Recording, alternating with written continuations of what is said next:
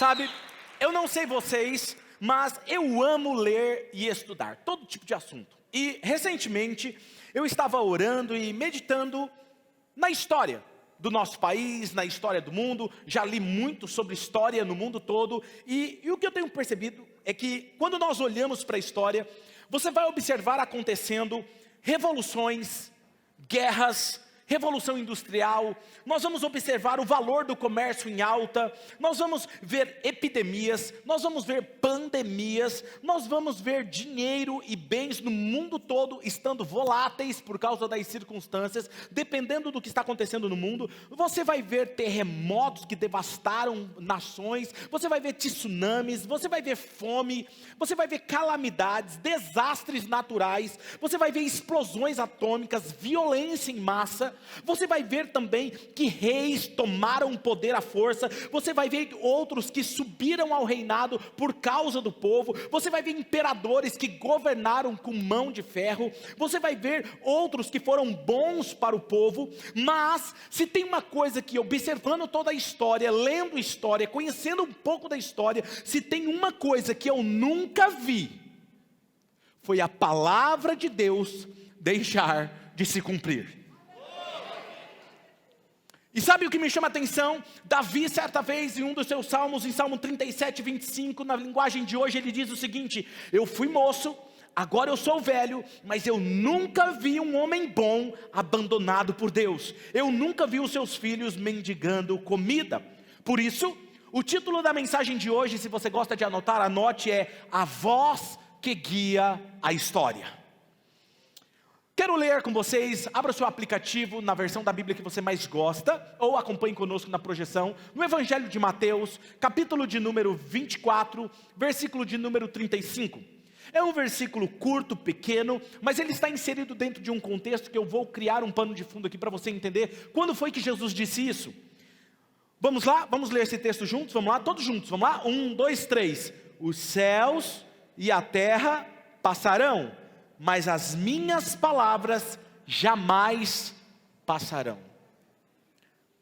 Se você ler o início desse capítulo de Mateus, Jesus ele está sentado, ensinando os seus discípulos acerca das coisas que viriam a acontecer. E uma das coisas que Jesus diz é que ninguém vos engane.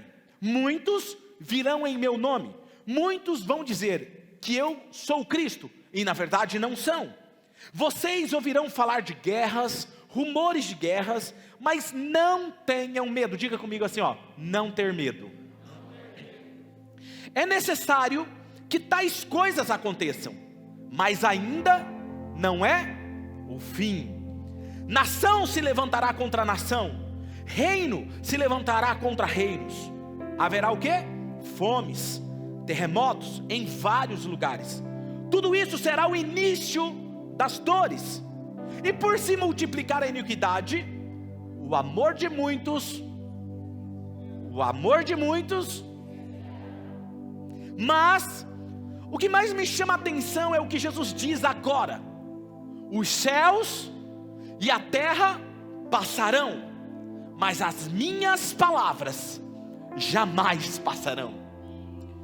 Em outras palavras, tudo o que ele está dizendo é o seguinte: tudo isso que eu acabei de dizer para vocês, peste, fome, terremoto, desgraça, violência, reino, guerra, rumores de guerra, tudo isso surgirão e desaparecerão.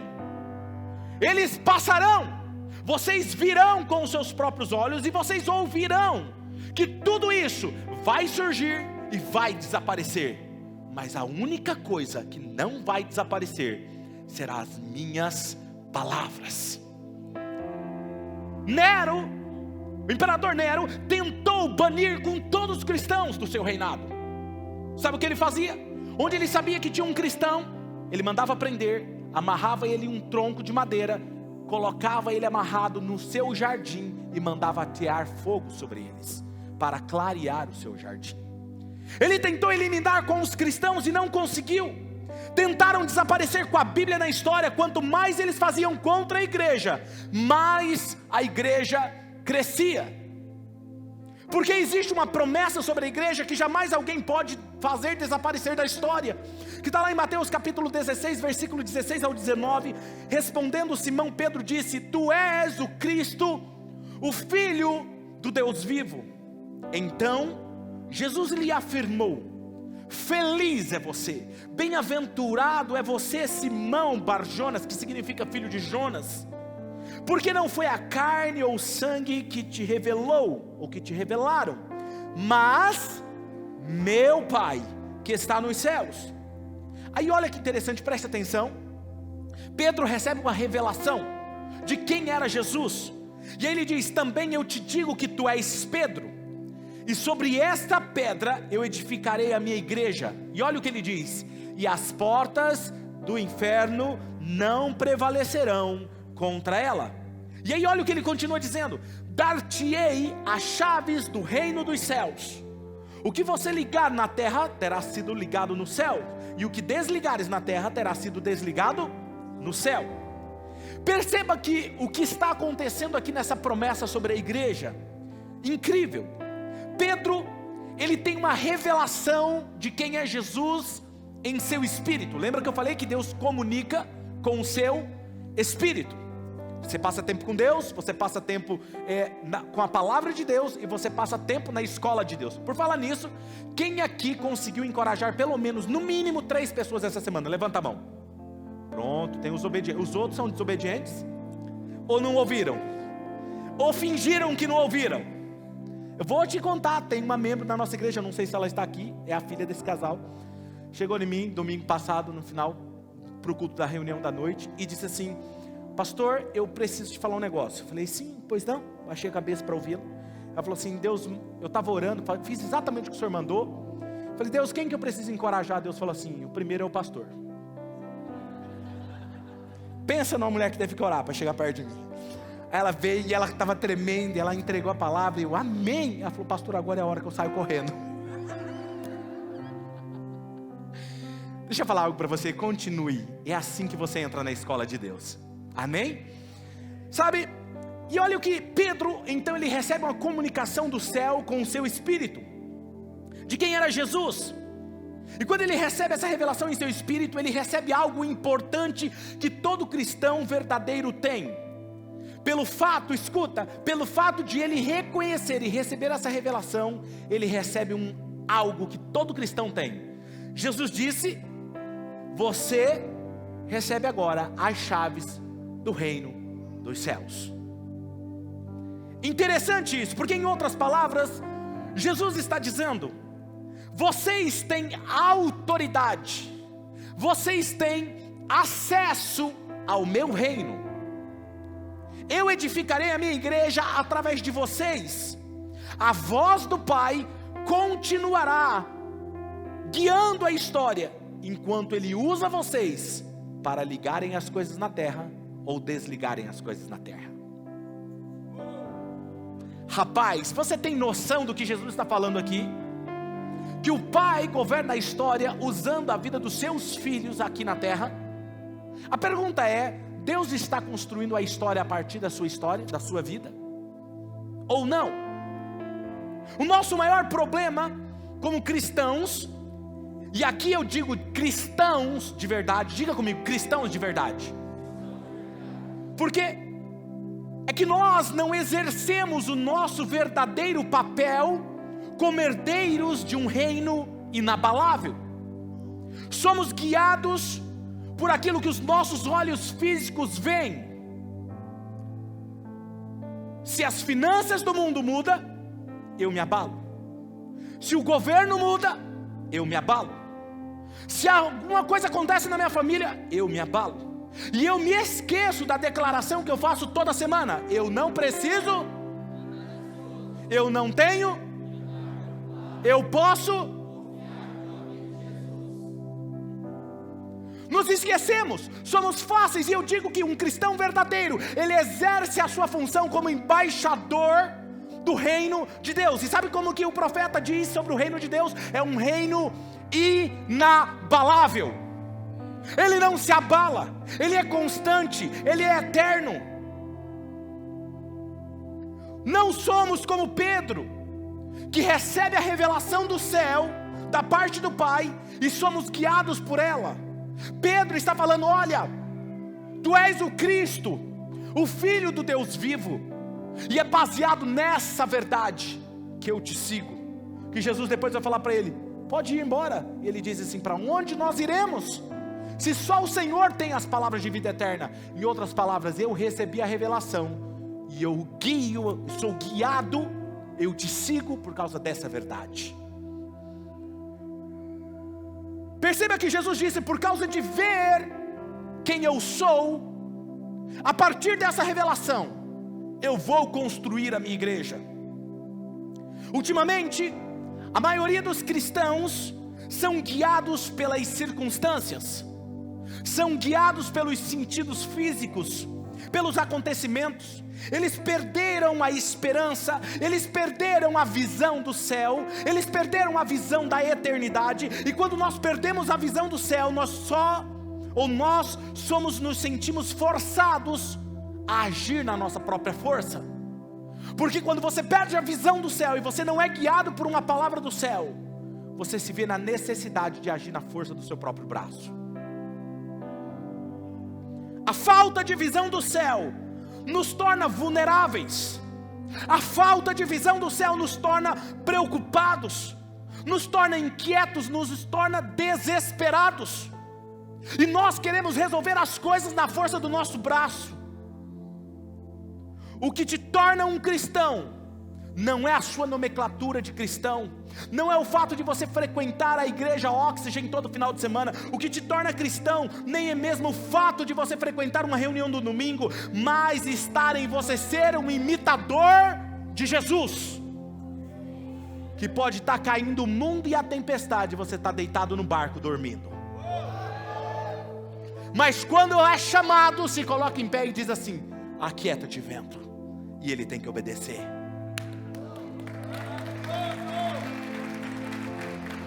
O que eu estou ensinando para vocês é algo que eu levo para a minha vida particular.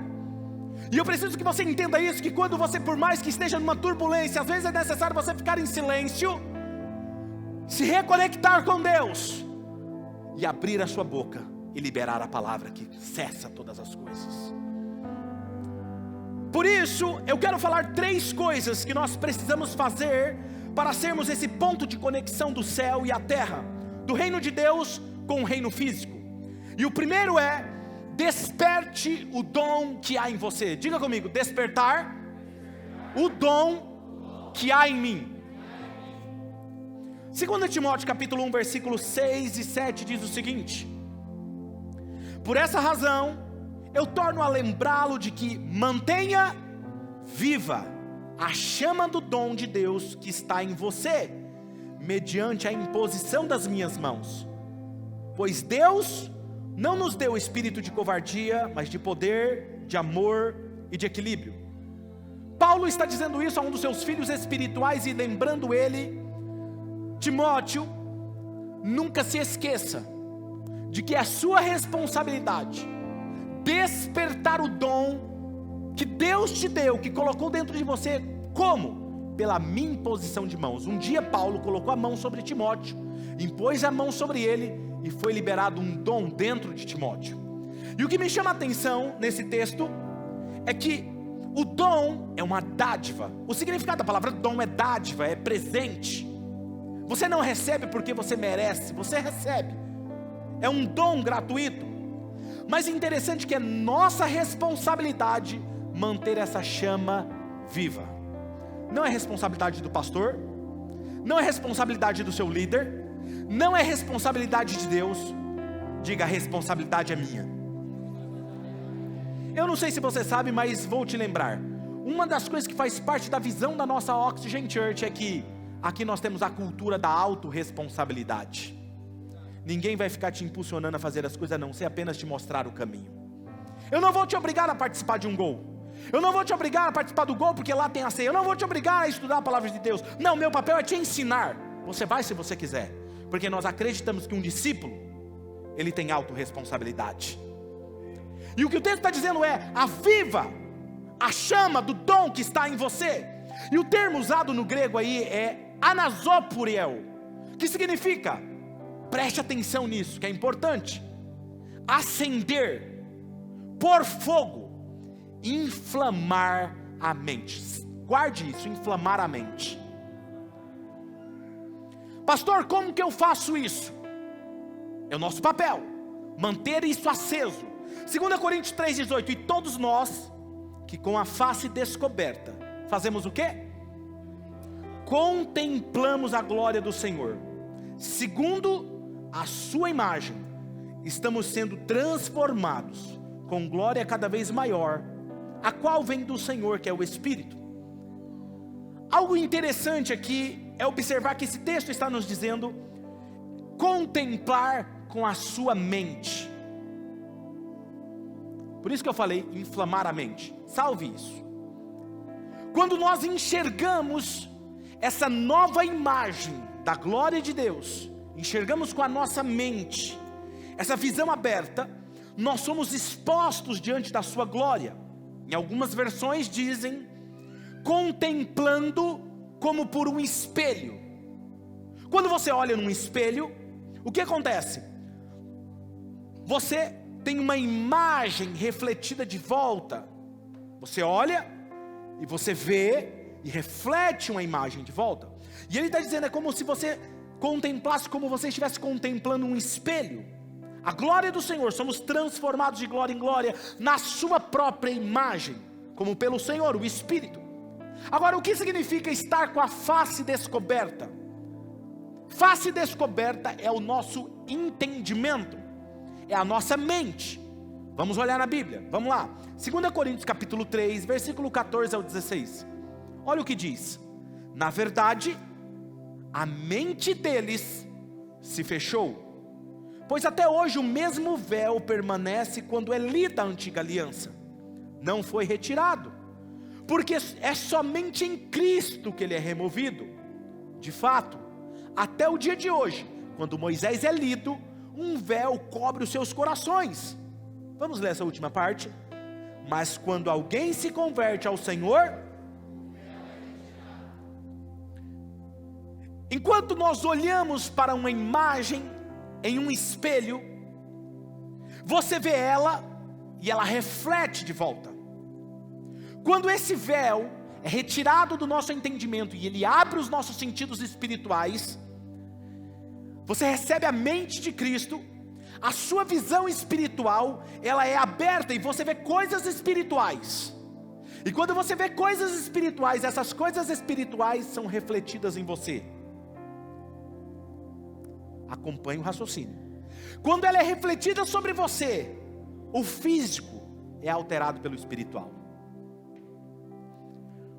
Nesse exato momento, é onde não é mais a matéria que influencia o mundo físico, mas o mundo físico passa a ser governado por uma visão do céu. Por isso que Jesus disse para Pedro: Pedro, quem eu sou?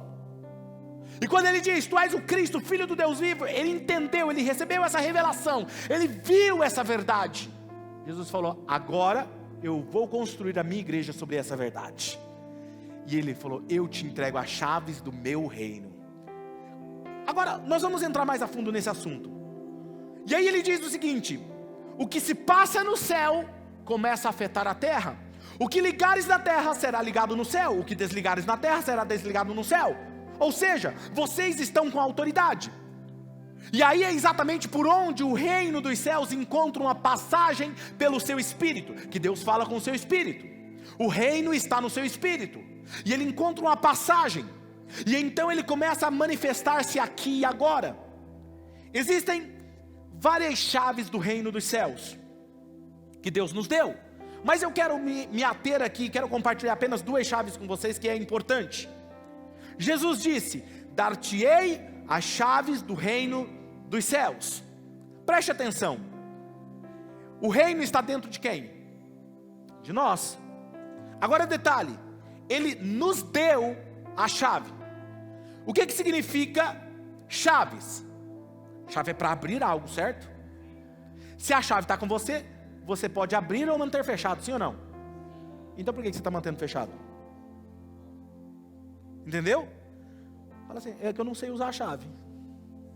É aquela chave que você fica tentando acertar ali e não consegue, sabe?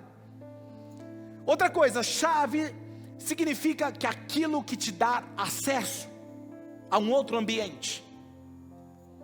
A primeira chave é fé. Diga comigo, fé. O que é a fé? A fé é a capacidade de enxergar o invisível, aquilo que os olhos físicos não podem ver. Isso é fé. É a convicção dessas coisas invisíveis como sendo reais. A segunda chave é obediência. Diga comigo, obediência. A obediência à palavra de Deus, aquilo que você ouve ou aquilo que você vê, nos faz vibrar na mesma frequência do coração de Deus. Lembram dessa mensagem? Quanto mais eu obedeço, mais o meu coração vibra na frequência de Deus. Quanto mais eu obedeço, mais ele vai vibrando até ele se tornar entrelaçado com o próprio Deus. E o seu espírito se torna um com o próprio Deus. É uma sequência de obediência que nos leva a ter acesso ao reino dos céus, trazendo ele para a nossa esfera física. Agora, para você entender, quanto mais eu obedeço, vou precisar do backstage. Pede para trazer para mim os 2 papelões de baixo, que está dentro da minha mochila, fazendo um favor. Quanto mais eu obedeço, mais o meu espírito ele é alinhado com Deus. Quanto mais eu obedeço, mais eu me conecto com Deus, tornando possível a manifestação do céu aqui e agora. Então, quando você tem essas chaves dentro de você, que você tem esse acesso à fé, à obediência, como é que você desperta, como é que você aguça essas chaves dentro de você? Jejum. O jejum te deixa sensível à presença de Deus. O jejum te deixa sensível à voz de Deus. Que mais?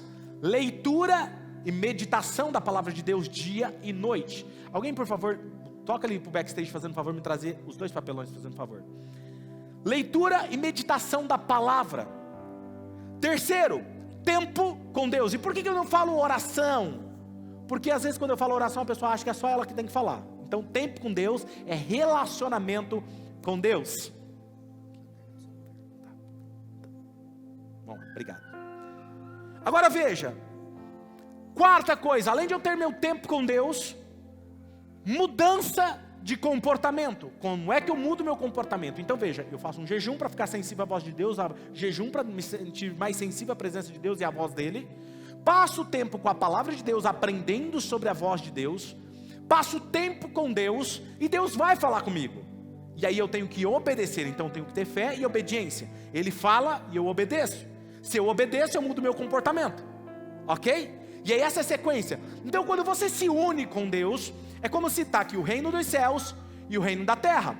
Conforme você vai obedecendo, você vai se alinhando, alinhando, alinhando, alinhando, e aquilo que está aqui, ou está aqui, passa.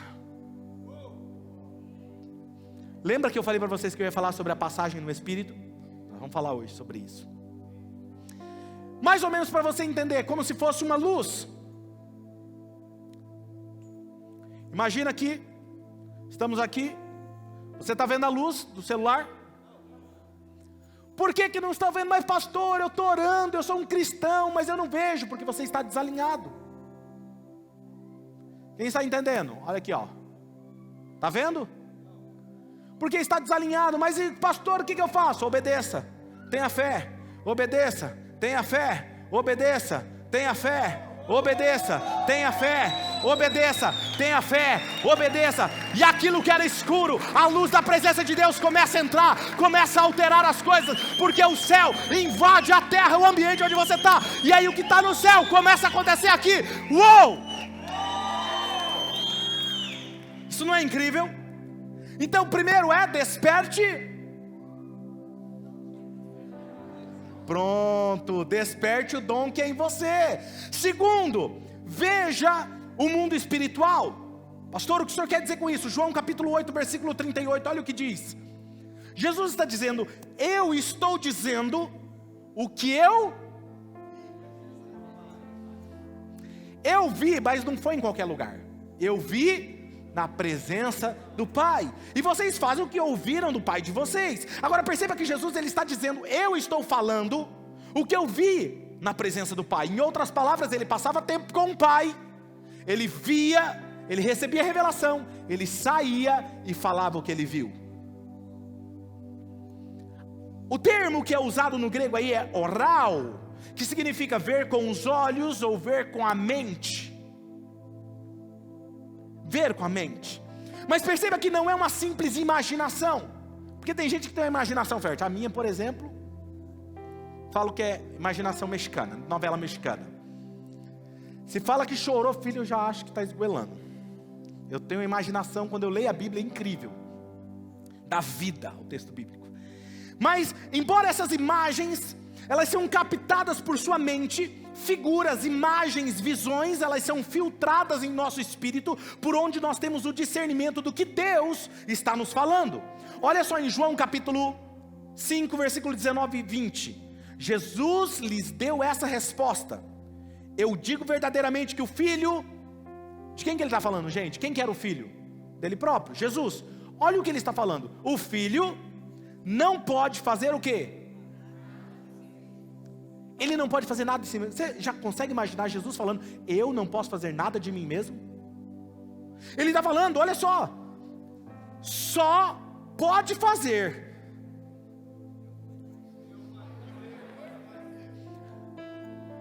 Ele só pode, eu só posso fazer o que eu vejo o Pai fazendo. Por quê? Porque o Pai faz, o Filho também faz. Em outras palavras, eu apenas imito meu Pai.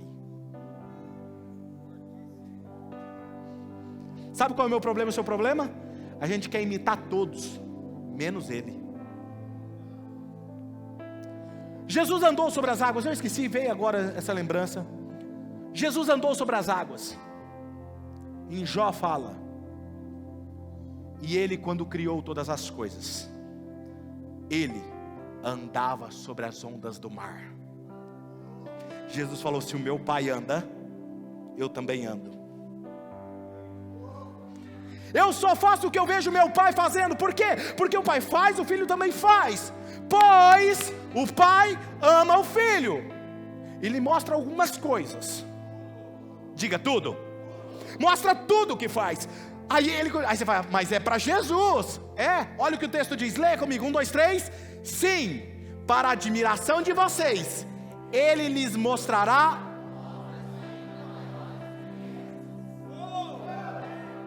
Ele está falando, o Pai vai mostrar coisas maiores para vocês. Às vezes eu sou surpreendido com as visões que Ele me mostra. Ele me mostra umas coisas que parecem maluquice. Aí de repente acontece. Coisas que vão acontecer no culto, eu vejo na oração. Simplesmente acontece. Tem alguns que estão aqui que me lembram dessa época. Nós estávamos começando um ministério de jovens, um grupo pequeno na cidade de Marília. E Deus mostrou um lugar cheio, e ônibus vindo de todos os lugares do Brasil, para uma conferência. Aconteceu. Deus me mostrou essa Castro Alves congestionada. Você já viu que o horário do culto? Como é que fica aqui, os carros parados para entrar aqui na nossa igreja? E Ele está me mostrando o próximo passo. Posso te falar? É grandioso. Quem me segue nas redes sociais viram o que eu postei essa semana. Se prepare, porque nós vamos voar. Primeiro, desperte. Tem 4 prestando atenção. Segundo, veja o mundo espiritual. Terceiro, traduza a voz de Deus. Por que eu estou falando traduzir? Aqui é uma das chaves mais importantes, porque você só pode traduzir se você sabe a linguagem dele. Sim ou não? Imagina uma pessoa de outro país viesse aqui pregar a palavra para vocês. E ele começa a falar na língua do seu país, da sua nacionalidade. Você fica olhando. Profundo que ele está falando. É tão profundo que eu não consigo entender. Ainda que ele repetisse diversas vezes, você entenderia? E se ele gritasse, você entenderia? Ainda que Deus grite para algumas pessoas, ele nunca vai ouvir Deus, porque ele não entende a linguagem de Deus. cara. Hoje eu estou pregando bem, eu acho, viu? Agora escute. Um exemplo que você precisa entender, o que nos faz saber essa sua linguagem, é a palavra, é o tempo com a palavra. Porque ali na palavra eu medito nela dia e noite, torna conhecido para mim o caráter e a natureza dele, se torna comum para mim. E começo a entender a linguagem dele. A palavra de Deus deve ser a nossa base para a interpretação. A palavra de Deus é e deve ser o filtro por onde deve passar todas as formas que Deus usa para falar com você. Agora eu vou começar a falar como que Deus fala. Já falei que Deus fala através de palavra, da Bíblia. Mas olha só, Deus fala com um leve sussurro.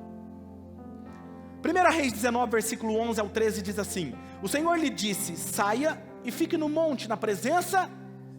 Quando você quer ouvir a Deus, você não fica em qualquer lugar. Quem está entendendo o que eu estou falando aqui? Quando você quer ouvir a voz de Deus, Ele falando, sai e fica na presença do Senhor. Pois o Senhor vai passar, mas Ele não fala em que momento, Ele vai passar. Então veio o que? Um vento fortíssimo, que separou os montes, esmigalhou as rochas diante do Senhor. Mas o Senhor não estava no vento. Depois do vento houve um terremoto, mas o Senhor não estava no terremoto. Depois do terremoto houve um fogo, mas o Senhor não estava nele. E depois do fogo houve um murmúrio de uma brisa suave. Quando Elias ouviu, puxou a sua capa e se cobriu o rosto, saiu e ficou à entrada da caverna, e uma voz lhe perguntou, o que você está fazendo aqui, Elias? Interessante que quando Deus fala, Ele nunca vai te deixar onde você está. A gente gosta de ficar na caverna, né? Mas Deus, sempre que Ele falar com você, Ele nunca vai te deixar onde você está. Ele vai te levar a agir. O sussurro vem quando nós menos estamos esperando. Vem através de uma música, vem através de uma rádio, vem através de uma TV, de um filme, na rua. Alguém passa, tromba com você e fala algo para você. Você tem que estar sensível ao sussurro. E por que ele fala sussurro? Porque muitas vezes o sussurro passa imperceptível para nós. E nós temos que estar antenados. Circunstâncias, Ele fala conosco. Deus também fala através de imagens. Vou dar um exemplo aqui para vocês. Quem aqui já viu um jovem usando uma jaqueta de couro preta? Levanta a mão. Muito bom. Perceba que quando eu perguntei isso para vocês, para você responder isso e levantar a mão, o que você fez?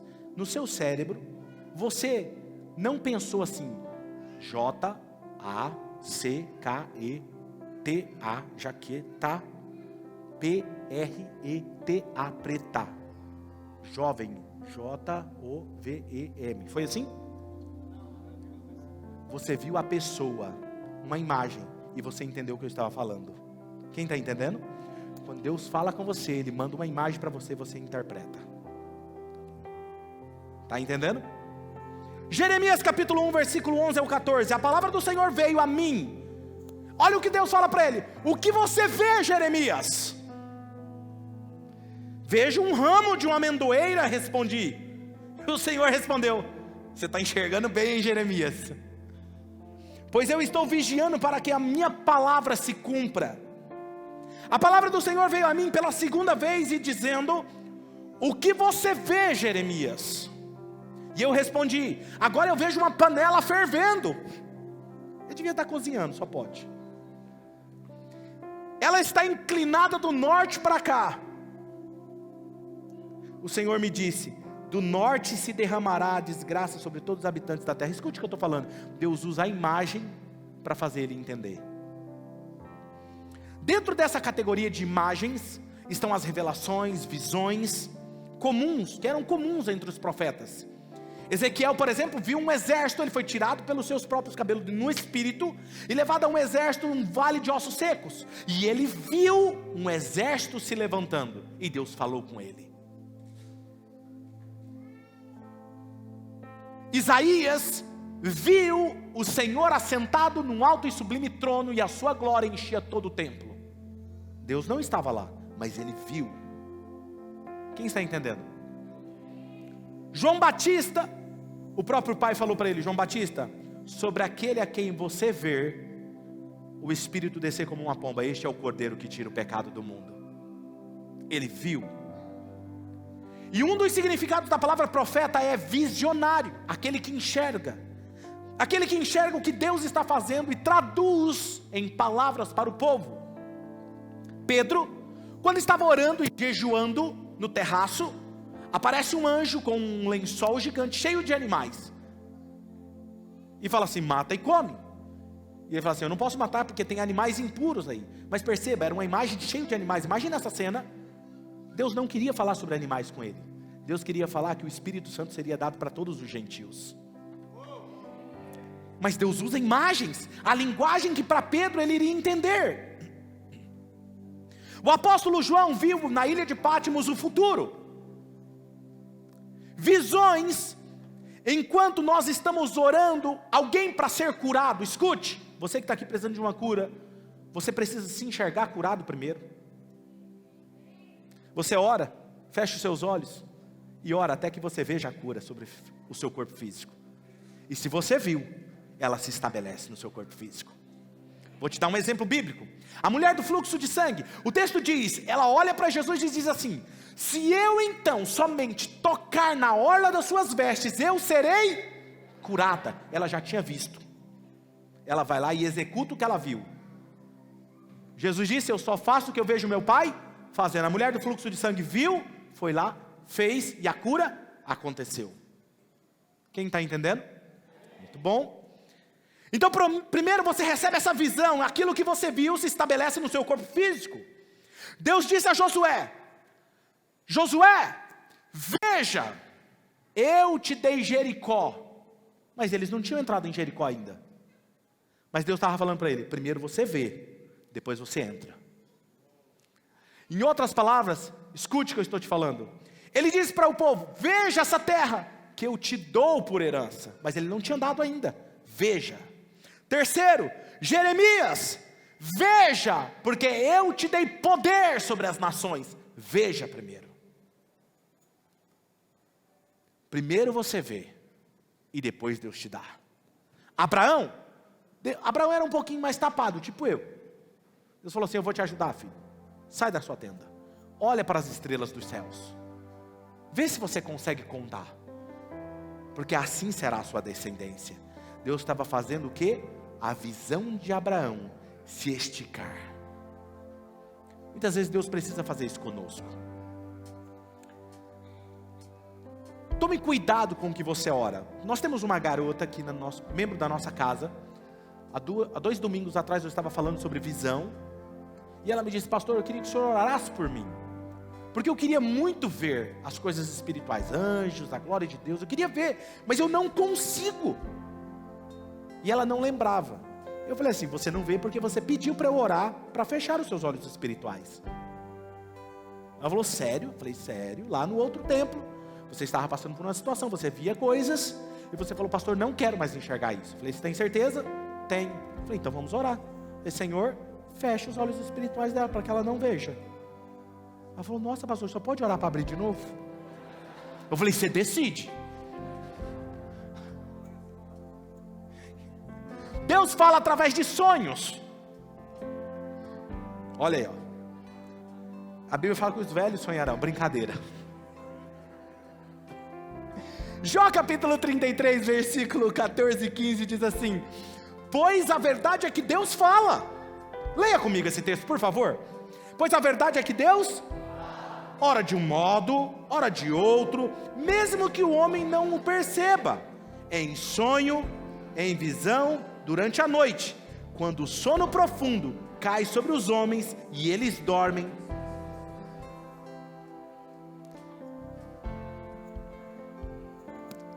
Quando eu estou com dificuldade de ouvir a voz de Deus, eu falo assim: Senhor, fala comigo hoje, eu vou dormir agora. Por que às vezes Ele fala com você dormindo? Porque sua mente está desligada, você está falando pouco, entendeu? Tem gente que você fala demais, Você não fica em silêncio para ouvir a voz de Deus. Deus fala, tá bom, vou dormir. Igual Adão. Adão, vem cá, vou fazer você dormir para eu poder te dar Eva. Tem algumas pessoas que é assim. Atos capítulo 16, versículo 9 e 10. Durante a noite, Paulo teve o quê? Uma visão, na qual um homem da Macedônia estava em pé e lhe suplicava, passe a Macedônia e ajude-nos. Depois que Paulo teve essa visão, ele preparamos-nos imediatamente para partir para a Macedônia, ou seja, a obediência, concluindo, traduzindo, que Deus nos tinha chamado para pregar o evangelho naquele lugar. Onde é que Deus fala conosco? Você quer saber? Vou te falar. Por onde é que ele fala? Por muito tempo eu disse, Deus, onde é que está essa passagem do meu espírito para a minha mente? O que a ciência tem rotulado como nosso subconsciente, e é a nossa mente espiritual. Os cientistas dizem que o nosso subconsciente ele tem uma capacidade, uma habilidade que excede a capacidade operacional do nosso cérebro físico. Então quando Deus entra em contato com o seu espírito, através de imagens, visões, ou fala, ou sussurros, Ele fala em seu espírito que está ali conectado à sua mente física. E aqui é onde entra aquelas pessoas agora que sabem, que já têm o dom de falar em línguas. Eu particularmente oro em línguas, mas você nunca vai me ver orando aqui no púlpito, porque a palavra de Deus diz que quando você ora para você mesmo, a não ser que tenha um intérprete, porque você se edifica a si mesmo. Quando você ora em línguas, ore ali por 1-2 minutos seguidos, falando em línguas. A sua mente consciente, ela está infrutífera, ou seja, você não entende o que você está orando, mas você está orando. O seu espírito está orando. O que acontece? Num determinado momento, pare de orar em línguas. Você vai perceber que as línguas continuam vindo na sua mente. É exatamente ali, por aquela passagem, que vem a voz de Deus. Quando você fala em línguas, é como se você abrisse essa passagem. E a maioria das vezes, quando eu quero ouvir a voz de Deus, eu começo. Ninguém precisa ouvir. Quem está me entendendo? É como se você abrisse esse canal, uma passagem pelo seu espírito para a mente consciente.